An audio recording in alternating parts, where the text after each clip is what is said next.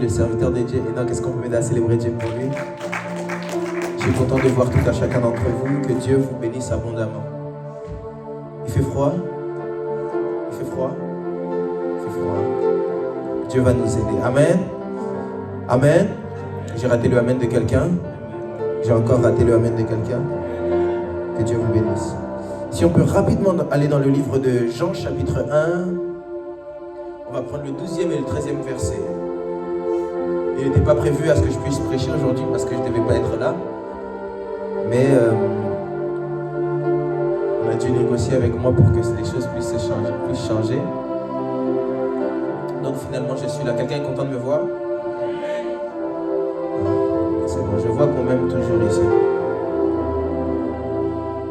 Alors j'avais dit normalement qu'on devait parler, lors de ma prochaine intervention, on devait parler sur les portes spirituelles. Mais j'en parlerai la semaine prochaine. Quelqu'un peut dire à son voisin la semaine prochaine? Nous parlerons sur le mystère des portes. Mais aujourd'hui, j'aimerais garder le thème qui a été donné sur les affiches. Garder le thème, je sais que pour certains, quand on ne parle pas de mystère, alors ils vont se dire c'est moins spirituel, alors on descend. Pourtant, le thème d'aujourd'hui, c'est un thème vraiment très important. J'aimerais vous parler sur le grand thème qui est enfant de Dieu. Mais j'aimerais bien décortiquer cela avec vous. Amen. Amen. Je suis très content d'être au milieu de vous et je bénis Dieu pour le privilège et la responsabilité qu'il me donne de pouvoir me tenir devant son peuple. Jean chapitre 1 plutôt, versets 12 à 13. Si je peux juste avoir le leader Elisha avec moi qui va me lire ça. Jean chapitre 1, versets 12 à 13.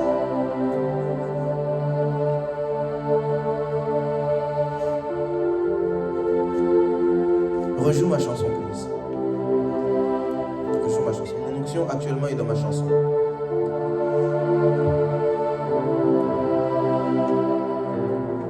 Jean chapitre 1, versets 12 à 13. Amen. Je lis la parole de Dieu. Amen.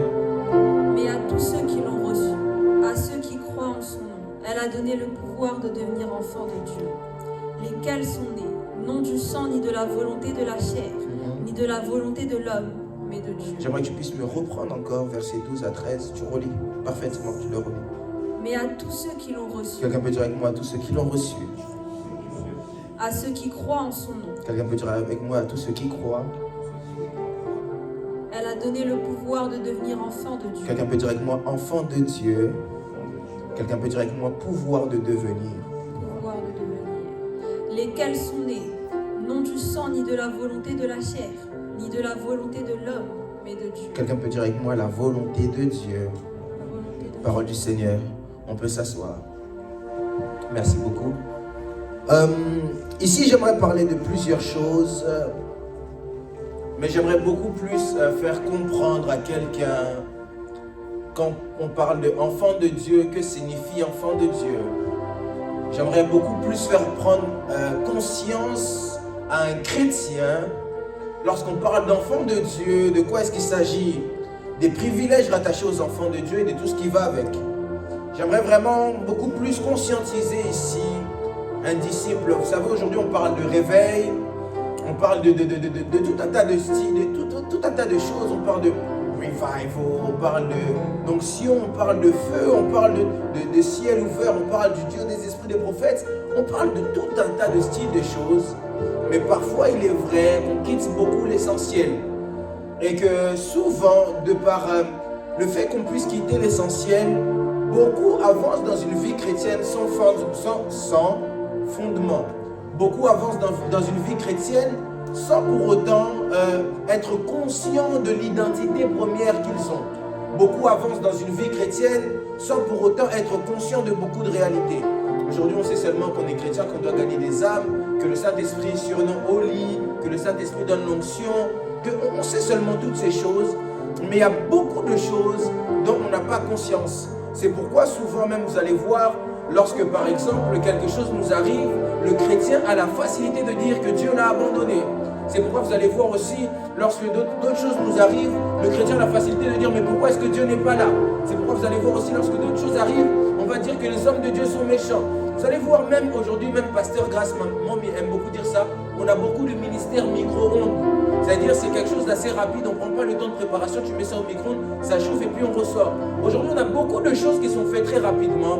C'est pourquoi vous remarquerez aussi, dans cette génération, faites un constat, j'en parlais d'ailleurs une fois avec Enoch, je me souviens, si vous remarquerez bien, comptez tous les serviteurs qui étaient sortis 2017-2018. Si vous regardez en 2023, regardez où est-ce qu'ils sont, vous remarquerez peut-être qu'il ne reste que 30% d'entre eux. Où sont passés les 70 autres? Où sont passés les autres? Est-ce que les autres n'étaient pas choisis de Dieu? Est-ce que les autres n'étaient pas connus de Dieu? Est-ce que les autres n'étaient pas des personnes que Dieu avait sélectionnées ou appelées? Ou est-ce que les autres étaient des personnes que Dieu a négligées?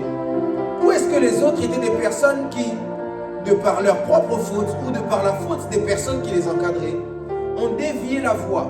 Je l'ai dit ici la semaine dernière, si je ne me trompe pas. Le premier Adam a échoué pour une raison. Quelqu'un peut dire avec moi le premier Adam? Dis-le bien avec moi, le premier Adam. Le premier Adam a échoué pour une raison. Le premier Adam a échoué parce que lorsqu'il est né, il n'a pas connu le processus. Il est né grand automatiquement et il était trop facile pour lui d'échouer. L'échec détruit, mais l'échec transforme. Quelqu'un me suit ici? L'école de Dieu a pour but de te transformer et de t'emmener dans une certaine stature. Et c'est pourquoi Dieu est en train de parler à quelqu'un qui s'appelle Jacob. Jacob qui est rempli de promesses de Dieu. Ésaïe chapitre 43 verset 1. Jacob rempli de promesses de Dieu, rempli de bénédictions venant de son père. Dieu parle à Jacob, il dit, c'est moi qui t'ai créé, ô Jacob, mais c'est aussi moi qui t'ai formé Israël. J'aime le dire. Quelle est la différence entre le moment où il est Jacob et le moment où il est Israël? Jacob, c'est celui qui est rempli de bénédictions. C'est celui qui a toutes les promesses sur lui. C'est celui qui a l'appel, celui qui a la destinée, celui qui a toutes ces choses. Mais Israël, c'est celui maintenant qui devient formé, qui passe par le processus. Parce que lisez bien, la Bible dit, c'est moi qui t'ai créé Jacob, mais c'est moi qui t'ai formé Israël. lorsqu'on parle d'une création, c'est quelque chose qui sort du néant. Mais lorsqu'on parle d'une formation, c'est quand on prend quelque chose qui existe déjà, qui est déjà créé, et qu'on lui donne la forme adéquate afin qu'il puisse réussir ce pourquoi il est créé. Lorsqu'on parle d'une création, c'est par exemple lorsqu'on parle du bois. Mais lorsqu'on va parler par exemple de la formation, c'est quand on va parler par exemple du stylo que le bois peut devenir. Quelqu'un m'entend ici? Quelqu'un m'entend ici? Et vous remarquerez que dans la vie chrétienne, il y a beaucoup de ces gens-là. Je suis en train de prier ici dans le nom de Jésus. Que tu ne puisses pas faire partie des gens qui commencent mais qui ne terminent pas. J'ai raté le amen de quelqu'un. J'étais en train de dire ici, je prie dans le nom de Jésus, que tu ne fasses pas partie de ceux qui commencent mais qui ne terminent pas. Parce que Dieu n'a pas à... Le plus important avec Dieu n'est pas comment tu commences. Le plus important avec Dieu, c'est comment tu termines. C'est pourquoi la Bible est en train de me dire que lorsque Dieu a pris les enfants d'Israël et qu'il voulait les emmener à Canaan, la Bible dit qu'il ne les fait pas passer par le chemin le plus rapide. Parce que s'ils passent par le chemin le plus rapide, ils vont rencontrer les Philistins et ils vont vouloir faire demi-tour. Alors Dieu se décide de les faire passer par le chemin le plus long pour qu'ils puissent arriver à destination. Écoutez, quand Dieu nous voit pas par où on va passer. Dieu veut d'abord voir là où tu dois arriver. Lorsque Dieu commence avec nous, le but de Dieu n'est pas qu'on puisse commencer seulement. J'étais en train de dire à quelqu'un, Dieu s'en fiche si tu vas vite. Le problème de Dieu, c'est que tu arrives. C'est nous qui pleurons pour aller vite, alors Dieu peut nous donner la vitesse. Mais même lorsque Dieu donne la vitesse, je le dis beaucoup ces derniers temps, Dieu peut te donner la vitesse, mais Dieu ne te fera jamais sauter les étapes. Parce que celui qui saute les étapes est en train de... c'est celui qui court vite vers l'échec. Tu peux courir vite, mais courir vite vers l'échec. Mais celui qui refuse de sauter les étapes, c'est celui qui accepte d'aller lentement, mais aller lentement vers la victoire. C'est pourquoi il y a cet homme, j'aime cet homme, la Bible dit, il quittait Jérusalem et devait aller jusqu'à, oh mon Dieu, Jéricho. Alors qu'il arrive sur la route, lui pensait peut-être qu'il allait avoir une route paisible. Mais alors qu'il arrive sur la route, il rencontre les brigands. Et lorsqu'il rencontre les brigands le laissent à demi-mort. Et il reste là pendant longtemps. Et il s'attend peut-être que le sacrificateur puisse l'aider, mais le sacrificateur ne l'aide pas. Il s'attend alors peut-être que le Lévi puisse l'aider, mais le Lévi ne l'aide pas. Mais la Bible me dit, il y a un Samaritain qui passait par là. Le Samaritain le prend et l'emmène dans un atelier. Et il lui dit, fais comme tu veux, ne t'occupe pas de lui, mais fais-le arriver à destination. Lorsqu'il faudra payer, je viendrai payer pour toi. Écoutez, le chemin a peut-être été plus long. Le chemin a peut-être été compliqué. Le chemin a peut-être été dur. Mais le plus important, c'est qu'il arrive à destination. Je prie dans le nom de Jésus que tu arrives à la destination que Dieu veut pour toi. J'ai raté le amen de quelqu'un qui veut arriver à destination. J'étais ici en train de dire à quelqu'un que tu arrives à la destination que Dieu a prévue pour toi. Que tu ne rates pas la destination. Que tu ne rates pas la destination. Le problème n'est pas d'aller vite. Le problème, c'est d'arriver au bout. Le problème n'est pas de faire vite. Le problème, c'est d'être au bout. Le problème n'est pas de courir. Le problème, c'est d'arriver. J'aimerais dire à quelqu'un qui est comme Joseph, le problème n'est pas que tes frères puissent te vendre ou pas. Le problème, c'est que tu arrives au trône en Égypte. Le problème n'est pas comment ça va se faire. Le plus important avec Dieu, c'est qu'il faut accepter que ça arrive. J'aimerais parler à ma génération ici et dire aux gens de ma génération, ne sois pas trop pressés. Mais ne sois pas pressé. Sois sûr d'une chose, c'est que tu arrives bien. J'aime un proverbe qu'on m'a donné un jour. Il est préférable de manger cuit que de manger cru. Si tu manges cru, peut-être que ça sera passé plus rapide. Tu n'auras pas attendu, tu auras étanché peut-être ta faim. Mais le problème, c'est que quand tu auras mangé cru, ça t'aura préparé des maladies après. Et le repas serait moins agréable. Je suis ici en train de déclarer à quelqu'un que Dieu t'emmène à destination. J'ai raté le amen de quelqu'un, je dis que Dieu t'emmène à destination. Que Dieu t'emmène à destination. Et ce qui se passe, je sens que j'ai envie de prêcher cet après-midi. Et ce qui se passe, c'est que plusieurs aujourd'hui vivent comme ça. Et c'est le cas du premier Adam. Alors le premier Adam échoue parce qu'il n'a pas vécu le processus. Et comme il n'a pas vécu le processus, le premier Adam ne peut pas connaître son identité.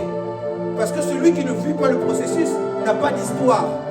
Celui qui ne vit pas le processus n'a rien à raconter. Celui qui ne vit pas le processus n'a rien à définir. Alors les prédicateurs qui ne vivent pas le processus ne peuvent pas être de bons disciples, ne peuvent pas être de bons maîtres. Comment être un bon maître si tu n'auras pas été un bon disciple? C'est pourquoi il a fallu que Pierre puisse accepter que Jésus-Christ l'engueule pour qu'à son tour il puisse caresser les autres disciples.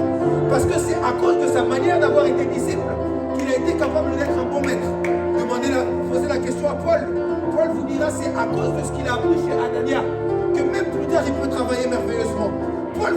à cause de ce qu'il a appris chez Gamaliel qu'aujourd'hui c'est un des plus grands prédicateurs de l'évangile.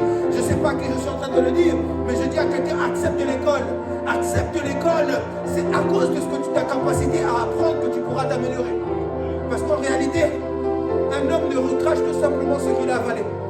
Même lorsqu'on est ivre de l'esprit, on peut simplement vomir que ce qu'on a consommé. Et ce qu'on consomme, c'est ce qu'on apprend. Je suis en train de dire à quelqu'un, accepte un peu de consommer. Ah, j'ai raté le amen de quelqu'un qui veut consommer. Je dis à quelqu'un, accepte un peu de consommer. Ne cherche pas à recracher si tu n'as rien fait entrer. Ne cherche pas à faire ressortir si tu n'as rien fait entrer. C'est pourquoi je suis en train de parler aux pharisiens. Et dit aux pharisiens, ceux qui souillent l'homme n'est pas ceux qui entrent dans l'homme, mais c'est ceux qui en sortent. Beaucoup aujourd'hui sortent avec de mauvais messages parce qu'ils n'ont rien fait entrer. Parce qu'ils n'ont rien fait entrer. J'aimerais parler à ma génération et dire à ma génération, acceptez l'école de Dieu. Acceptez l'école de Dieu. Acceptez l'école de Dieu. Acceptez qu'on vous reprenne. Acceptez qu'on vous fasse asseoir. Acceptez l'école de Dieu.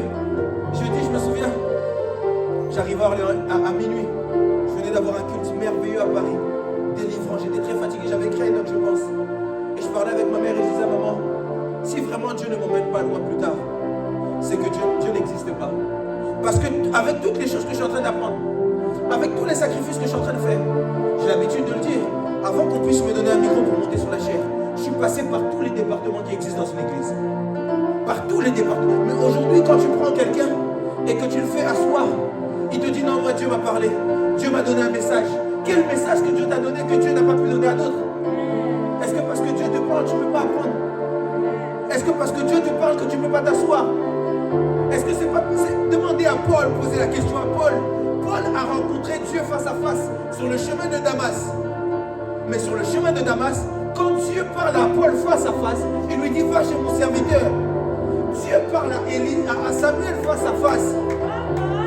Et Samuel entend Dieu de façon audible. Il n'a même pas entendu une prophétie qu'un prophète. Aujourd'hui, on vous dit Dieu va t'utiliser. Tu commences, direct, tu deviens prophète. Samuel, c'était pas ça. Dieu lui-même lui est venu lui parler. Et Samuel dit, il retourne vers Élie. Je suis en train de chercher, j'aimerais poser la question à quelqu'un qui est ton Élie.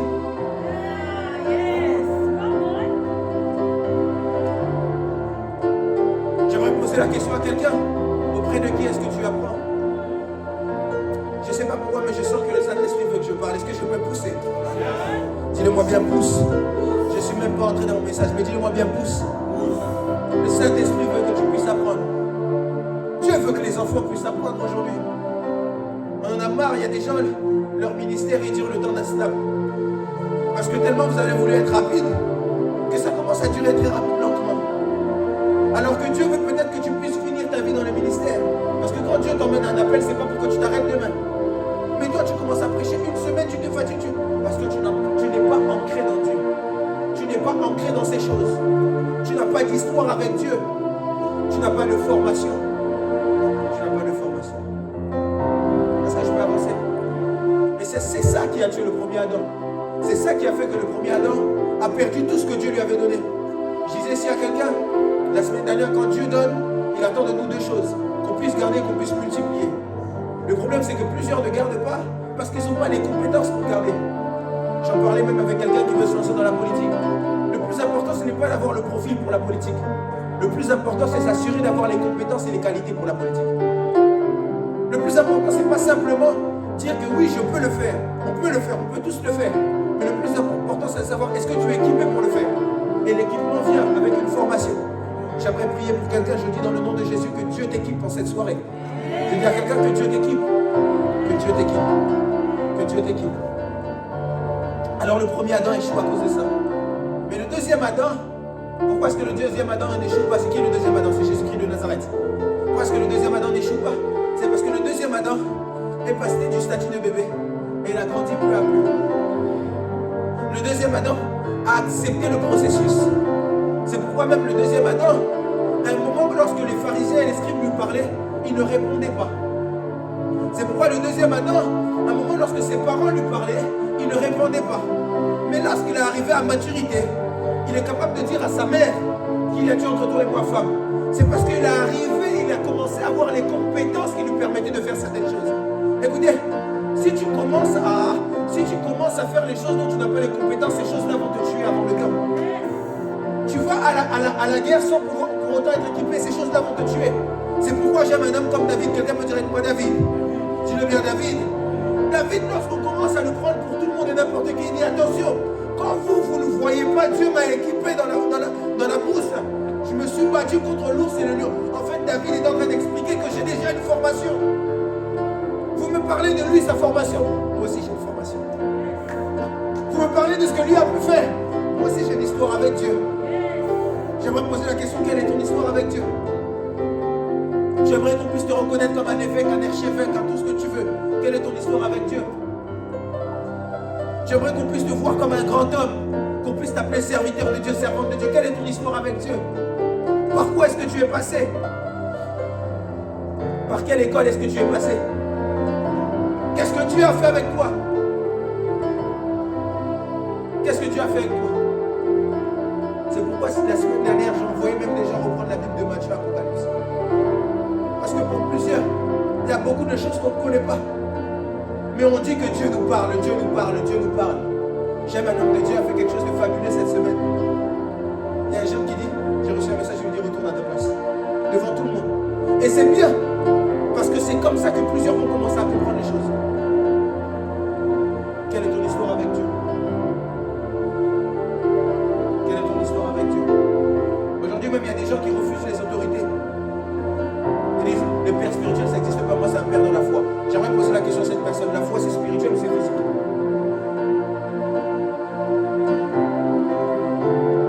Il y a beaucoup de gens qui ne comprennent pas toutes ces choses. Beaucoup de gens qui font des débats inutiles.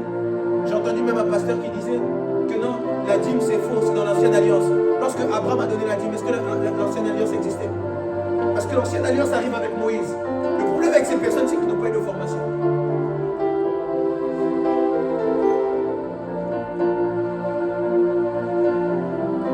Beaucoup de fausses doctrines arrivent à cause de manque de formation. Je déclare dans le nom de Jésus que tu puisses faire la différence dans cette génération. J'ai raté le amen de quelqu'un qui veut faire la différence. Je crois qu'ici dans cette salle, il y a des gens qui vont faire la différence. Je crois vraiment qu'il y a des gens qui vont faire la différence. Alors je disais, comment parfois beaucoup de base. Comment beaucoup de base. Et dans ce manquement de base, beaucoup ne savent pas en quoi constitue être un enfant de Dieu. Ou encore, c'est quoi être un enfant de Dieu? Lorsqu'on parle d'enfant de Dieu, plusieurs pensent que c'est juste un simple statut. Et aujourd'hui même, plusieurs ont honte de ça. Quand tu dis à quelqu'un, ouais, ça va ma sœur en Christ. Oh non, moi je ne suis pas une sœur en Christ. Moi je ne suis pas un frère en Christ. C'est des bêtises. C'est des bêtises. Parce que lorsqu'on appelle frère en Christ, ça signifie enfant de Dieu. Parce que comme nous sommes tous des enfants de Dieu, mon frère, ma soeur, un tel. Mais si toi tu refuses ça, tu refuses son statut d'enfant de Dieu. Le manque de connaissance tue plusieurs. C'est pourquoi Dieu d'ailleurs est en train de dire, mon peuple ne périt pas par manque de prophétie. Je suis prophète. Mon peuple ne périt pas par manque d'enseignement, plutôt de prière, ou par manque de visitation angélique. Mon peuple périt par manque de connaissance. Est-ce que je peux parler à quelqu'un cet après-midi? Est-ce que je peux parler à quelqu'un? Et être enfant de Dieu, lorsqu'on parle de l'enfant, l'enfant c'est un être humain en cours de développement, dépendant de ses parents. Lorsqu'on prend la définition de l'enfant de Dieu, je sais que certains vont prendre la définition hébraïque et dire népios, tout ça. Mais j'aimerais pas toucher ça. Aujourd'hui, j'aimerais vous parler terre à terre. Lorsqu'on parle d'un enfant de Dieu, l'enfant, c'est un être humain en cours de développement, dépendant de ses parents. Donc si on parle d'enfant de Dieu, c'est un être humain en cours de développement, dépendant de Dieu. Et j'aimerais essayer de toucher plusieurs points avec vous. Lorsqu'on parle de dépendant de Dieu, la première des choses qu'il faut savoir, c'est que l'enfant de Dieu est donc un être humain sous la responsabilité de Dieu. Premier point, sous la responsabilité de Dieu. J'aimerais que tu puisses lever ta main droite avec moi. Lève la main et dis avec moi, je suis sous la responsabilité de Dieu. L'une des premières choses que j'aimerais que tu puisses savoir cet après-midi, c'est que tu es sous la responsabilité de Dieu. lorsqu'on parle de responsabilité de Dieu, la responsabilité c'est aussi le signe qu'en réalité dans moi il ne peut rien t'arriver. La responsabilité c'est aussi le signe que tu dois savoir que je suis entre de bonnes mains. Parce que lorsqu'on parle de responsabilité, un homme responsable, c'est un homme qui se porte garant. Un homme qui se porte garant, c'est un homme qui s'assure. Et quand on est sous la responsabilité de Dieu, on est en d'autres termes sous l'assurance de Dieu. Quelqu'un qui est sous la responsabilité de Dieu est sous la garantie de Dieu. Quelqu'un qui est sous la garantie de Dieu est quelqu'un qui est sous la protection de Dieu.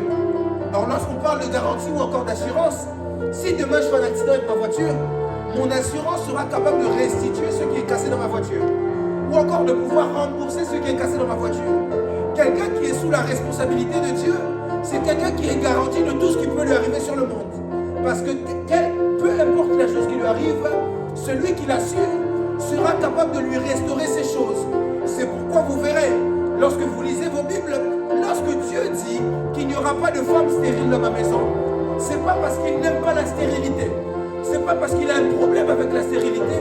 C'est parce que, étant donné qu'il se porte garant de toi, il veut s'assurer que tu vives dans les meilleures conditions possibles. Lorsque Dieu parle de guérison, c'est parce que, étant le créateur de l'homme, étant le créateur de l'être humain, Dieu sait et connaît toutes les parties de ton corps. Et il est comme un mécanicien.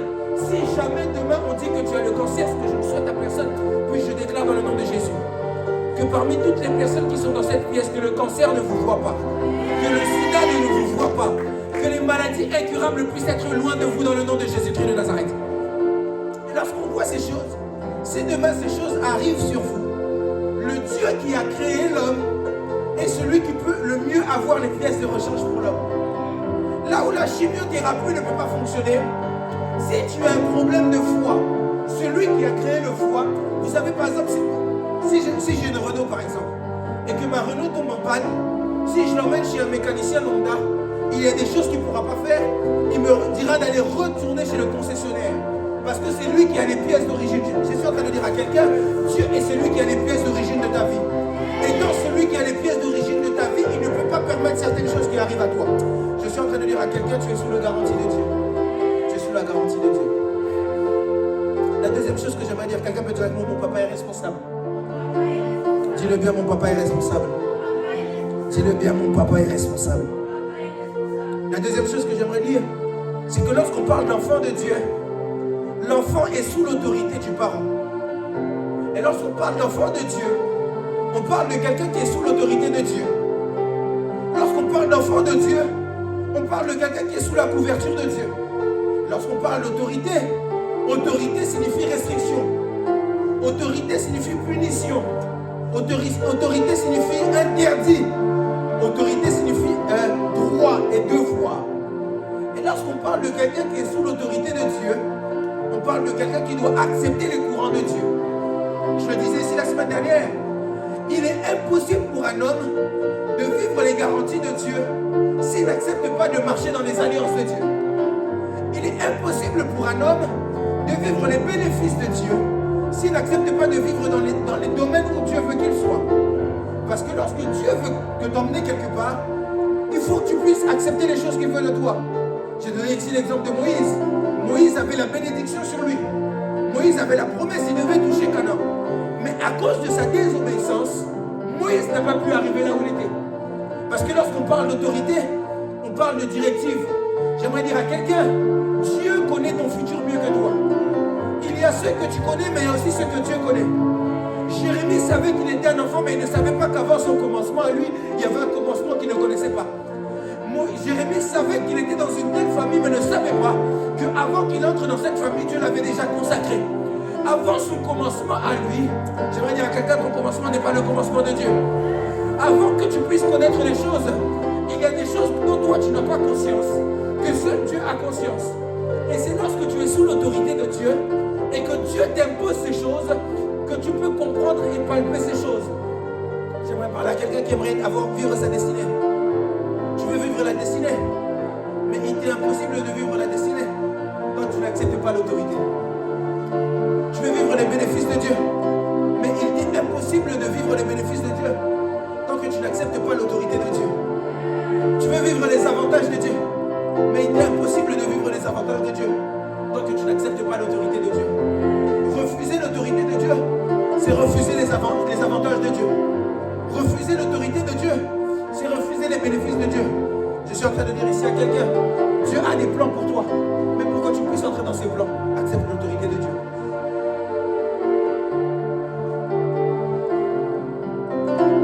Moïse avait une grande destinée.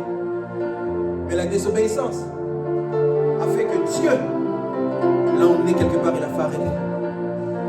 Dieu est juste et fidèle. Il est miséricordieux. Mais Dieu est un Dieu d'ordre et pas un Dieu de désordre.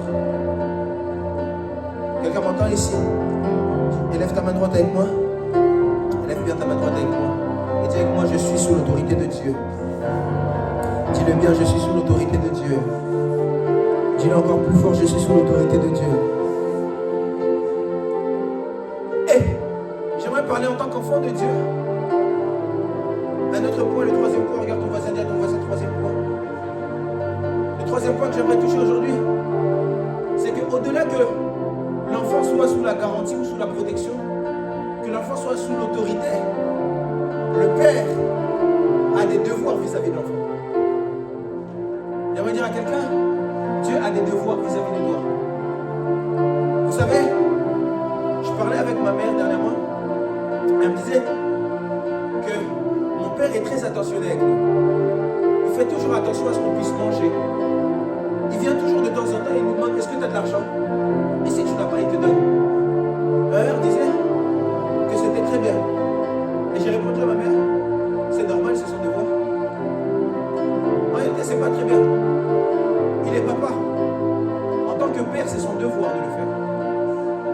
Ce n'est pas quelque chose qu'il fait en plus. C'est pas comme si c'est pas son rôle. C'est son devoir de le faire. C'est tout comme il est de mon devoir de savoir si Elijah va bien. Tout comme il est de mon devoir de savoir si Megan va bien. Parce qu'en tant que dans mon rôle de père, même si je ne leur écris pas tous les jours, il est important que je puisse savoir comment est-ce que se portent les enfants. Ce n'est pas quelque chose que je fais parce que j'ai par plaisir ou parce que je le fais au-delà de mon rôle. Non, c'est mon devoir. Je suis en train de dire à quelqu'un, il est du devoir de Dieu de se soucier de toi. Vous savez, un père, le rôle du père, surtout dans les familles aujourd'hui, c'est d'être celui qui s'occupe. En anglais, on dit carry off. Il prend soin de sa maison. C'est celui qui, lorsqu'il sort le matin, il se soucie de savoir est-ce que lorsque je rentrerai chez moi le soir, il y aura suffisamment de quoi manger pour mes enfants. Lorsque je rentrerai le soir, est-ce que mes enfants seront sous un toit? Est-ce que mes enfants seront dans des bonnes conditions? La chose que j'aime avec Dieu, c'est que Dieu est un père responsable. C'est que Dieu est un père responsable. Et dans sa responsabilité de père, Dieu a des devoirs. Et le devoir de Dieu, c'est que tu puisses être bien. Le devoir de Dieu, c'est que tu puisses être bien. C'est pourquoi j'aime le dire même aux chrétiens. Un jour, j'ai posé une question bizarre à Dieu. J'ai dit à Dieu, Seigneur, pourquoi est-ce que telle chose, tu peux franchement nous empêcher de faire telle chose? Est-ce que si par exemple on vole, en quoi ça enlève ta divinité? Si par exemple demain je deviens voleur, en quoi ça enlève ta divinité? Si demain je deviens un meurtrier, en quoi ça enlève ta divinité? Quelqu'un certainement se pose la question ici. Et puis beaucoup pensent que la vie chrétienne c'est une vie de restriction. Et que Dieu s'est certainement dit que non. Bon, pour m'amuser, je vais interdire de faire ça, c'est ça. Écoutez, les restrictions que Dieu nous donne ne sont pas des amusements qu'il a.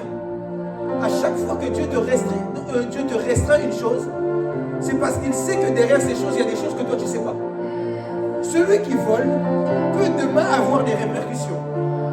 Et en fait, lorsque Dieu dit ne vole pas, en réalité, il est en train de te protéger des restrictions qu'il y a derrière le vol. Lorsque Dieu te dit ne tue pas, c'est parce qu'il sait qu'avec la haine du monde, si tu tues demain, on va venir aussi te tuer. Alors comme Dieu ne veut pas qu'on puisse te tuer, et dans son devoir de père, de carry off, de prendre soin de toi, Dieu ne te donne pas des péchés simplement pour que tu puisses être restreint. Dieu ne te dit pas de fuir l'impudicité, parce qu'il sait que derrière la pudicité, il y a des esprits qui traversent. Il ne dit pas ça pour te priver d'un plaisir, il dit ça pour te protéger. Il dit ça pour te protéger. Lorsque Dieu te dit, ne t'assieds pas au milieu des moqueurs, il ne dit pas ça pour te faire du mal. Mais il te dit ça parce que Si aujourd'hui tu te moques des gens, demain aussi on se moquera de toi. Ça va te faire mal, tu vas pleurer. Alors Dieu, ayant conscience de toutes ces choses, ayant conscience de ce qui se cache derrière toutes ces choses, Dieu te dit ne le fais pas. Dieu te dit ne le fais pas. Dieu te dit ne le fais pas. Parce que dans son devoir de père, il a pour devoir de te protéger, de vouloir ton bien. Lorsque Dieu te dit aime ton prochain comme tu t'aimes toi-même, c'est parce que Dieu sait que lorsque tu fais du bien autour de toi, demain aussi on te fera du bien. C'est parce que Dieu sait que lorsque tu fais du bien autour de toi, demain aussi on te fera du bien. Et c'est à cause de ces choses que Dieu nous donne toutes ces restrictions à avoir. Lorsque tes parents te disent ne sors pas dehors à telle heure, c'est parce que toi tu ne sais pas. Mais que si tu sors dehors à telle heure, peut-être il y aura la tempête va te prendre. Ce n'est pas pour te blesser, ce n'est pas pour t'empêcher de vivre, mais c'est parce que dans leur responsabilité qu'ils ont et dans les devoirs qu'ils ont envers toi, ils doivent te protéger. Ils doivent te protéger. Un jour, je me souviens, j'étais avec ma dernière petite sœur Azaël. Alors, j'étais en train de faire à manger. Et je faisais des steaks et ce jour-là, je m'amusais à ce que quand les flammes sortent là, je voulais faire le chef cuistot. Alors je dis à Azaël sort de la cuisine. Alors Azaël a vraiment l'habitude quand je suis à la maison, on passe tout son temps avec moi. Alors elle me dit mais non, mais Harry, elle sort et elle commence à pleurer. Alors elle a pleuré parce que dans sa tête à elle, je l'ai privée de passer du temps avec moi. Sauf que moi, dans ma tête à moi, je la protège de ce qui peut arriver. Si moi, le feu arrive, je sais comment je vais courir. Je sais comment je peux me défendre. Là où elle ne va peut-être pas savoir comment réagir. Je me souviens même une fois, Laure était en train avait grillé quelque chose. À la maison, il y avait comme du feu qui montait dans la cuisine. Et quand j'arrive et qu'il y a le feu, elle essaie d'éteindre le feu. Mon premier instinct, avant même d'éteindre le feu, c'est de lui dire quoi? Sors. Parce que moi, je sais, dans ma responsabilité, moi, je préfère qu'il m'arrive une chose à moi pour que je la protège elle. Arrête, même si après je me suis brûlé. Le problème, c'était que, en tant que responsable, mon devoir était d'abord de la protéger. Quelqu'un me suit ici? Il en est même avec Dieu. Lorsque Dieu te prive de quelque chose, ce n'est pas pour te faire du mal. Lorsque tu vois Dieu dans cette relation, et que cette relation te fait tant de mal, toi tu vois seulement que tu es amoureuse. Et que Dieu te dit de soir, comme quand je dis souvent à mes filles, baisse un peu le micro et le son. Comme quand je dis souvent à mes filles que je veux qu'aucune de mes filles ne se marie avec un non-chrétien. Elle va me dire, mais non, je suis amoureuse. I don't care about you, amoureuse. Je m'en fiche que tu sois amoureuse. Pourquoi est-ce que j'ai dit ça? Est-ce que c'est pour la blesser? Mais c'est parce que je sais que derrière ça, il y a beaucoup de choses. Si tu te maries avec un non-chrétien, ta vie chrétienne devient bancale. Parce que même tes moments de prière peuvent devenir des moments pour lui où il va commencer à dire, mais non, elle prie trop. Je me souviens, un jour, une fille me dit, je la voyais, je disais, bon, cette fille, ça peut être une bonne fille. Et elle me disait, vous là, comment vous allez trop à l'église, tout ça. Maintenant, quelqu'un comme ça, moi, je vais aller passer mon temps avec. C'est pour créer quoi? La discorde. Quelqu'un me suit? Et surtout une chose, quand vous vous mariez avec des non-chrétiens, quelqu'un peut me dire, prophète, parle. Ouais, baisse encore un peu. Quand vous vous mariez avec des non-chrétiens, quand tu te maries avec quelqu'un, tu seras appelé plus tard à avoir les rapports avec cette personne, on est d'accord? Sauf que quelqu'un qui n'est pas chrétien n'est pas rempli du Saint-Esprit, donc il y a d'autres esprits qui travaillent en lui. Donc quand vous avez vos histoires là, il faut savoir qu'il y a des transmissions qui se font. Quelqu'un peut lever ça, les filles, on peut lever ça, même les garçons. Tout le monde élève sa main, dit avec moi, je ne dois pas me marier avec un non-chrétien. Moi en tout cas, je ne bénirai pas de mariage, oh non, mon mari n'est pas chrétien, je ne bénirai pas ça. Jamais. Quelqu'un m'entend ici? Maintenant je peux un peu monter. Je suis maintenant à l'aise. C'est dans mon rôle de le dire. De dire à quelqu'un, ne fais pas cette erreur. Parce que tu vois aujourd'hui. Et puis, demain vous allez voir, c'est ces mêmes sœurs-là. Normalement, elles devraient même prendre exemple sur les mamans dans certaines églises. Il y a des mamans qui commencent. Regardez les églises aujourd'hui, c'est rempli de mamans, peu de papas. Parce que les maris là, c'est souvent des soulards. Les mamans commencent à prier, Seigneur, soutiens mon mari, Atika, on met là trop, qu'il arrête de trop boire. Le problème c'est quoi? Quand tu as fait ton choix, j'aime dire une chose. Le choix que tu fais a des conséquences. Un jour j'ai écrit ça même sur Twitter. Dans la vie, tout résulte d'un choix. dans la vie, tout résulte d'un choix. Si aujourd'hui, en fait, vous ne comprenez pas que votre vie de demain dépend et est déterminée par les choix que vous faites aujourd'hui. Quelqu'un me suit ici?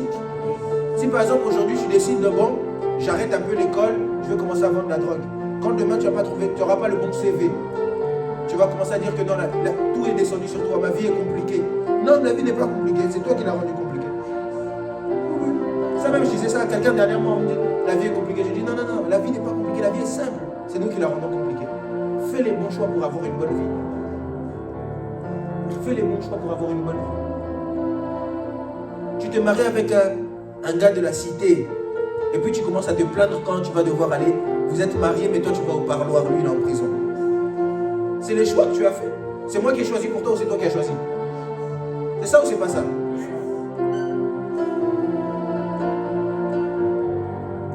Oh, est-ce qu'on est là? Est-ce qu'on peut acclamer Jésus-Christ de Nazareth? Quatrième point, quelqu'un peut dire avec moi, quatrième point. Le parent ne s'occupe pas de l'enfant par mérite. Le parent ne s'occupe pas de l'enfant par mérite. Ici, je peux toucher la grâce. Le père ne te garde pas en vie parce que tu le mérites. Ton père ne s'assure pas que tu puisses manger chaque matin parce que tu le mérites. Mais c'est parce que c'est dans son amour de père et dans son devoir de père qu'il doit le faire. Quand on est enfant de Dieu, Dieu ne te fera pas du bien par mérite. Dieu nous fait du bien par grâce. Parce que si c'est par mérite, personne ne mérite rien de Dieu ici. C'est Dieu qui mérite tout. Lorsque Dieu me donne une grâce, même de prêcher, c'est pas parce que j'ai mérité. Il est vrai qu'on parle de prix à payer. Mais les prix qu'on paye, ce ne sont pas les prix qu'on paye pour Dieu. Parce que tout ce qu'il fait n'est que grâce. C'est pourquoi j'aime un texte beaucoup. Celui qui pense être sauvé par les gestes et la loi est déchu de la grâce et est séparé de Jésus-Christ. Galates chapitre 5 en parle. Celui qui pense qu'il fait les choses ou que Dieu le garde en vie parce qu'il mérite, quand tu réfléchis comme ça, automatiquement tu es en train d'être séparé de Christ. Quelqu'un me suit ici? L'enfant grandit selon l'éducation de ses parents. Enfant de Dieu, vivez selon l'éducation de Dieu. Lorsqu'on parle d'éducation, on parle de valeurs et de principes. On parle de tout. On parle de culture même. C'est la culture dans laquelle on a grandi. C'est l'éducation dans laquelle on a grandi. Moi, par exemple, je vous dirais, moi, j'ai grandi avec du lingala. Sur ça, vous allez remarquer même que souvent, j'aurai la facilité de quand c'est le lingala, je suis très attaché à ça. Parce que c'est l'éducation avec laquelle j'ai grandi. Il me sera plus facile de chanter des chansons en lingala que de chanter peut-être des chansons en anglais. Parce que c'est l'atmosphère dans laquelle je suis beaucoup plus à l'aise. C'est l'éducation dans laquelle j'ai grandi. On m'a appris à respecter les aînés. Moi, quand je vois des mamans, il est difficile que j'appelle une maman par son nom. Même partout où je suis, même quand je suis dans une église, même en tant que prophète, quand une maman m'appelle, même si je suis prophète et qu'elle m'appelle papa, j'aimerais que vous puissiez. Je vais dire oui maman, comment vous allez? Parce que c'est l'éducation dans laquelle j'ai grandi. J'ai grandi dans une éducation où pour moi, toute maman est maman. À partir du moment où je vois qu'elle peut être ma mère, je dois l'appeler maman. Je dois l'appeler maman. J'ai grandi dans une éducation où, quand j'arrive devant un supérieur, je ne sais pas si les gens remarquent ça souvent, quand je dis bonjour à des personnes que je considère supérieures, je me baisse toujours. Toujours. Même quand ce n'est pas un pasteur, un prophète ou quoi, je vois une maman. Maman, vous allez bien? Ça va devenir comme naturel chez moi. Parce que c'est l'éducation dans laquelle j'ai grandi. J'ai grandi dans une éducation où j'ai du mal à reprendre même les gens crier sur les gens. Parce que j'ai grandi dans une éducation où il y a beaucoup d'amour. Je peux reprendre quelqu'un, mais il est compliqué de me voir hausser la voix. C'est rare de me voir vraiment crier. Il faut vraiment m'énerver. Que je peux dire non, je ne suis pas content. Vous voyez que mon ton change, mais crier, c'est rare.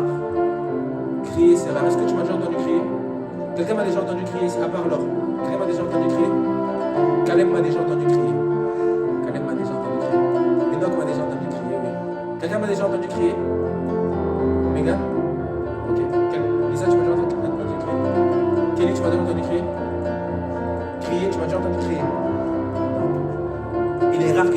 m'as déjà entendu crier? À part pour faire des aventures quand on joue au foot. Vous voyez un peu, parce que l'éducation dans laquelle j'ai grandi dans beaucoup de calme. Et même crier, même à la maison, souvent même maman me reproche, même, pourquoi tu ne cries pas sur ton petit frère? Pourquoi tu ne lui cries pas dessus? Mais pour que je lui crie dessus, c'est vraiment rare. C'est que vraiment, à part quand j'appelle son nom. Un exemple, je sais qu'il ne m'entend pas, je crie. Mais crier sur la personne, le reprendre en criant, c'est pas quelque chose qui est commun pour moi. C'est à cause de l'éducation dans laquelle j'ai grandi. Et en tant que chrétien, en tant qu'enfant de Dieu, on a aussi une éducation dans laquelle on grandit. On a aussi une éducation dans laquelle on grandit. C'est pour ça même au début, quand je prêchais, j'avais beaucoup de mal à prêcher avec une voix forte au départ. Parce que c'était quelque chose qui n'était pas naturel chez moi. C'était des choses que je faisais vraiment très rarement. Quelqu'un me suit ici. À cause de l'éducation dans laquelle j'ai grandi. À cause des principes qui sont les miens. C'est comme il m'est difficile d'insulter quelqu'un facilement. Il m'est difficile d'insulter quelqu'un. Parce que dans l'éducation, j'ai grandi, quand j'insulte quelqu'un, ma mère me reprend direct. À un moment, je commençais à vouloir devenir un voyou là au collège. Ma mère me prenait directement. C'est l'éducation dans laquelle j'ai grandi. C'est comme il est difficile dans l'éducation dans laquelle j'ai grandi que ma mère puisse me parler et que je puisse bouder. Je me rappelle, j'étais à Kinshasa, j'ai vu quelqu'un bouder sa maman. Je dis, c'est quelque chose qui peut être choquant pour moi. Parce que même quand ma mère dit peut-être quelque chose avec lequel je ne suis pas d'accord, il me sera difficile de comme entrer dans une interaction avec elle. C'est compliqué. En grandissant peut-être plus parce que je grandis en âge et je lui fais comprendre que certaines choses avec lesquelles je ne suis pas d'accord, mais vraiment difficile parce que c'est l'éducation dans laquelle j'ai grandi. Et en tant que chrétien, on a aussi une éducation que Dieu nous donne. Et l'éducation que Dieu nous donne se trouve dans les Écritures. L'éducation que Dieu nous donne, c'est la vie de prière. L'éducation que Dieu nous donne, c'est méditer la parole de Dieu.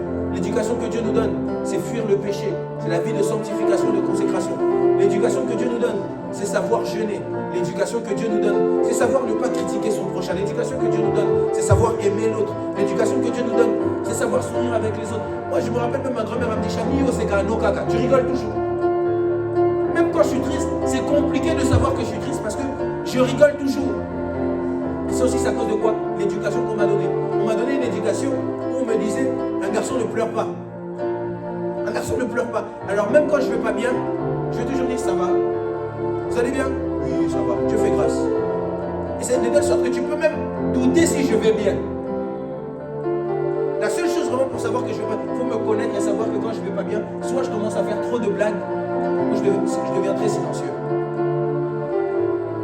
Quand je commence à faire trop de blagues à excès, c'est vraiment que là, je ne vais pas bien, j'ai besoin de me détendre. Ou sinon je reste dans mon coin, je deviens silencieux. Quelqu'un me suit ici? À cause de l'éducation que j'ai reçue.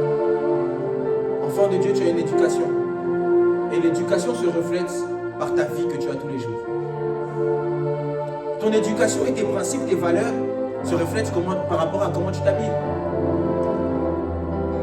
Quelqu'un qui a reçu la publicité de Satan va s'habiller de façon impudique. Quelqu'un qui a reçu le mensonge de Satan, parce qu'il a été éduqué par le mensonge de Satan, va devenir un menteur comme il y en a beaucoup aujourd'hui. Quelqu'un qui a reçu la méchanceté de Satan va devenir quelqu'un qui insulte les gens et qui ont un mauvais cœur, un cœur noir, pour faire du mal constamment à quelqu'un. Quelqu'un ne t'a rien demandé, tu commences à le critiquer. Quelqu'un n'a jamais parlé sur toi, tu commences à dire du mal de lui. Quelqu'un que tu ne connais même pas, tu jures même que tu...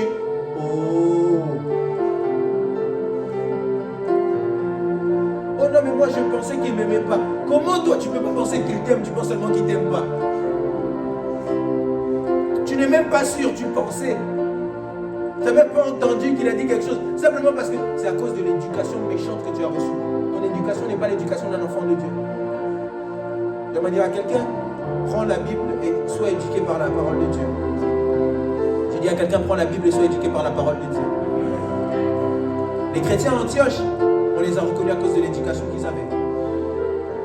Ils sont comme Christ, on les appelle chrétiens. C'est l'éducation. C'est la portée que l'éducation avait sur eux. C'est ce qui manifestait dans leur vie de tous les jours, par leur façon de parler avec les gens. On pouvait voir l'amour, par leur façon de ne pas aimer le désordre. On pouvait voir les lois de Dieu, par leur façon de... Même la vie de miracle aussi, c'est une éducation. C'est pourquoi vous remarquerez dans ma lignée spirituelle, l'onction, c'est même pas un problème. Moi, je ne prie pas trop pour l'onction. Hein. Je ne prie pas trop pour l'onction. Je me donne même des défis par rapport à l'onction. Je me dis, bon, est-ce que je peux essayer de faire ça? Il faut que ça marche. À un moment, je voyais que j'imposais trop les mains aux gens. Alors, à un moment, j'ai dit, bon, j'arrête de poser les mains aux gens. Je transmets seulement l'onction à distance, sans point de contact. C'est des défis que je me donne. Parce que dans l'éducation spirituelle que j'ai dans ma lignée, l'onction, c'est si je fais ça, c'est l'onction. Je suis dans la lignée des revivalistes. I'm the son of Jericho. Mon grand-père spirituel a rempli le stade de martyr. Et quand il faisait ça, les paralytiques tombaient. Il n'avait pas besoin de beaucoup parler. Moi, j'ai grandi dans une éducation spirituelle. Mon grand-père me disait, l'archevêque Coutinho Fernando me disait, j'ai entendu que tu as fait un programme. J'espère que tu as démontré l'onction. Parce que s'il n'y a pas d'onction là, tu parles pour rien. Parce que pour que Jésus-Christ soit vu, il faut que les signes et les miracles t'accompagnent. Donc moi, si je fais, c'est l'onction. Tout ce que je fais, c'est l'onction. Je ne me soucie pas pour l'onction. Je n'ai pas besoin de me concentrer 50 jours. Non, c'est dans ma lignée spirituelle. Et si on monte après, je suis dans la lignée d'un homme qu'on appelle T.L. Osborne. Nous sommes des hommes d'onction. J'aimerais dire à quelqu'un que Dieu t'accorde l'onction dans le nom de Jésus. J'ai raté le amen de quelqu'un qui veut l'onction. Que Dieu t'accorde l'onction dans le nom de Jésus. Je dis ça à quelqu'un que Dieu t'accorde l'onction. Dans ma lignée, l'onction n'est pas un problème. On peut prier pour ça, bon, par formalité, hein, parce que on est quand même mort. Dieu rajoute encore l'onction. Rajoute encore l'onction. Voilà. C'est comme ça. Parce que dans l'éducation spirituelle que j'ai, c'est naturel. C'est comme si vous demandez à Élisée, comment tu as pu séparer le Jourdain? Il va te dire, mais mon père Élie vient de faire ça, non? C'est dans mon éducation spirituelle. Donc le Jourdain, c'est quoi? C'est un petit problème. Je suis en train de prier dans le nom de Jésus. Que tu puisses avoir l'éducation d'un enfant de Dieu. Je dis à quelqu'un que tu puisses avoir l'éducation d'un enfant de Dieu. On a quel point?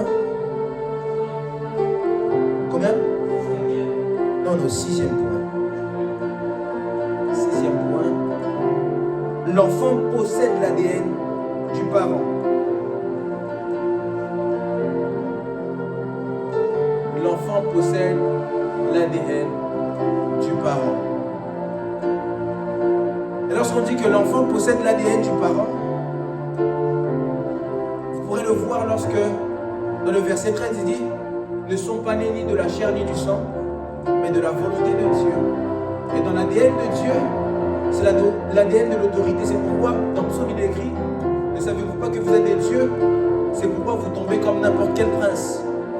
C'est parce que dans ton ADN, tu as l'ADN divin. Tu as l'ADN de quelqu'un qui doit gouverner, de quelqu'un qui doit régner. Tu as l'ADN de celui qui peut réussir. Quelqu'un me suit? Tu as l'ADN de ceux qui doivent exceller. Tu as l'ADN des aigles. Tu as l'ADN de ceux qui doivent aller dans les hauteurs. Tu as l'ADN des rois. Tu as l'ADN des lions. De ceux qui sont les rois des animaux. Quand il dit une chose lorsque le lion ne parle pas beaucoup, il rugit, tout le monde fuit. Parce que c'est son ADN. Dans l'ADN que nous avons, dans l'ADN d'enfant de Dieu, je suis Dieu. Un lion ne donne pas naissance à un poussin.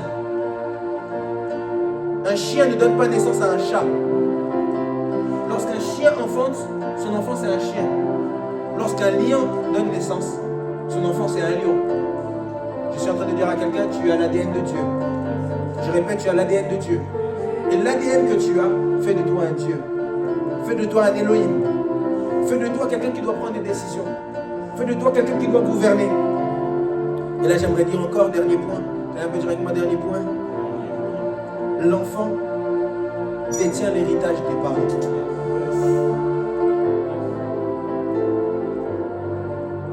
Donc, tu détiens l'héritage de Dieu.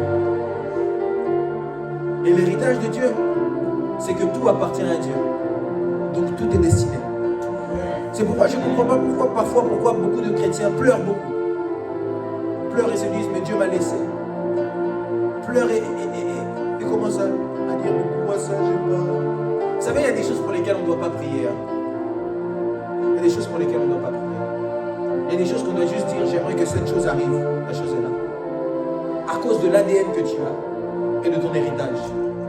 Tant qu'on reste des enfants, et qu'on n'arrive pas à maturité, on ne peut pas avoir conscience des choses qui nous appartiennent et des choses qui ne nous appartiennent pas. Le problème avec l'enfant prodigue, c'est que l'enfant prodigue avait conscience des choses qui l'appartenaient, mais il n'a pas le gardé et utilisé. Mais l'avantage de l'enfant prodigue, c'est qu'il savait que c'est dans ses droits de demander certaines choses. C'est dans ses droits de demander certaines choses. C'est pas comme s'il n'a pas le droit. C'est dans ses droits. C'est comme en France, ici on a des droits. Moi j'ai des droits. En tant que Français, j'ai des droits. J'ai le droit de vote. Si quelqu'un demain vient m'empêcher de voter, je vais le ramener même à la justice. Parce que j'ai des droits. Et je n'aurai pas peur. Même si Macron me dit, oh non, je ne veux pas que tu votes. Je vais dire, t'es fou. J'ai le droit de voter, c'est mon droit. Même si tu es Macron, tu ne peux pas m'enlever mon droit de vote. Et c'est pour ça ici, il y a beaucoup de gens qui souffrent. Parce qu'ils ne connaissent pas leurs droits. En tant qu'enfant de Dieu, on a des droits. En tant qu'enfant de Dieu, on a des droits. Si demain quelqu'un me dit, oh non, tu ne vas pas aller voter. Je vais dire, tiens, c'est mon droit, tu veux voter mon droit. J'ai des devoirs, mais j'ai aussi des droits. Et en tant qu'enfant de Dieu, j'ai des droits. Si auparavant, Dieu n'avait pas des enfants, il avait des serviteurs. Lorsque Jésus vient, à ceux qui l'ont reçu et qui ont cru en son nom, il a donné le pouvoir de devenir enfant de Dieu. Il leur a donné le pouvoir d'avoir l'héritage. C'est pourquoi l'apôtre Paul est en train de dire que nous sommes co-héritiers du Christ. Que tout ce que Christ a, nous aussi on a ça avec lui. Parce que nous sommes héritiers et nous avons l'héritage de Dieu. Et si la terre appartient à Dieu, c'est que la terre m'appartient. La Bible dit que l'or et l'argent lui appartiennent. C'est que l'or et l'argent m'appartiennent. Alors je suis en train de prier ici que tu deviennes un chrétien milliardaire. Il y a des gens, ils n'ont pas la foi. Je vois que je dois simplement déclarer sur moi. Je prie dans le nom de Jésus que je devienne un chrétien milliardaire. Et pour conclure, j'aimerais finir comme ceci. Être enfant de Dieu est un pouvoir. Quelqu'un peut dire à son voisin pouvoir.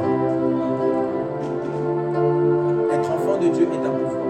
Lorsque vous lisez bien la Bible dit, il leur a donné le pouvoir de devenir enfant de Dieu. Donc enfant de Dieu n'est pas simplement un statut. Mais être enfant de Dieu, c'est un pouvoir. C'est une autorité. En tant qu'enfant de Dieu, j'ai le pouvoir de marcher sur le scorpion et les serpents. J'ai le pouvoir d'être la tête et non la queue. J'ai le pouvoir de chasser les maladies, de chasser les esprits impurs, de guérir les malades, de faire des signes et des prodiges. C'est mon pouvoir à cause de mon statut d'enfant de Dieu. Le statut d'enfant de Dieu, c'est un statut. C'est une nature, c'est une position, c'est une identité. Mais ce statut-là est un pouvoir qui nous est conféré automatiquement. À ceux qui ont cru, il leur a donné le pouvoir de devenir enfant de Dieu. Je suis en train de dire à quelqu'un, si tu as le pouvoir, il y a des gens qui ont simplement le vouloir. Vouloir n'est pas pouvoir. Mais celui qui peut, il veut. Quand tu peux, tout ce que tu veux, tu peux avoir. Alors que quand tu veux, tu ne peux pas tout avoir. Mais celui qui a le pouvoir, le vouloir n'est qu'une question. Donc si tu veux une chose, maintenant tu peux l'avoir. À cause du pouvoir que tu as d'être enfant de Dieu. J'aimerais qu'on puisse se tenir debout. Mon âme a soif de toi. De toi. De toi. Ce soir, le Dieu des esprits des prophètes déchire les cieux. Tu peux le chanter avec moi. Le Dieu